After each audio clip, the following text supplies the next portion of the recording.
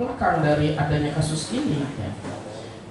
Ada beberapa sebenarnya. Dalam sebuah diskusi dengan tema kriminalisasi hukum dan politisasi hukum atas putusan PK mantan Bupati Tanah Bumbu Mardani Haji Maming yang menghadirkan para akademisi ilmu hukum perguruan tinggi Sumatera Selatan.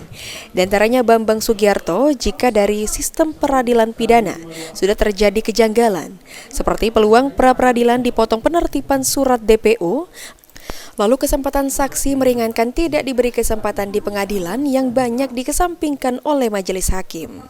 Sehingga Bambang menilai jika kasus yang dialami oleh Mardani Haji Maming cenderung dipaksakan. Sistem peradilannya banyak mengalami kejanggalan-kejanggalan. Misalnya ada batasan peluang pra-peradilan dipotong dengan ada surat DPO misalnya.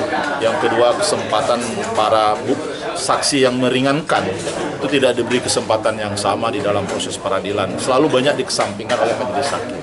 Nah, ini yang menjadi tanda tanya kita. Apakah hakim itu punya kepentingan tersendiri dalam memutus sebuah. Sementara itu, menurut akademisi ilmu hukum lainnya menilai jika dalam kasus yang melibatkan ex-bupati Tanah Bumbu harus dipisah antara tindak pertambangan dengan tindak pidana korupsi di sektor pertambangan. Dipisah antara tindak pidana pertambangan dengan tindak pidana korupsi di sektor pertambangan. Jadi kalau untuk apakah ini masuk tindak pidana pertambangan atau tindak pidana korupsi di sektor pertambangan, itu juga perlu dipilah.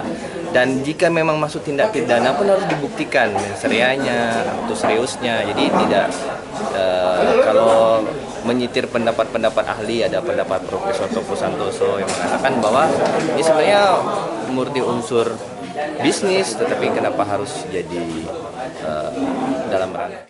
Dalam diskusi ini juga dihadiri para mahasiswa Fakultas Hukum di beberapa perguruan tinggi serta sejumlah penggiat hukum lainnya di Palembang. Firman Hidayat, Pol TV.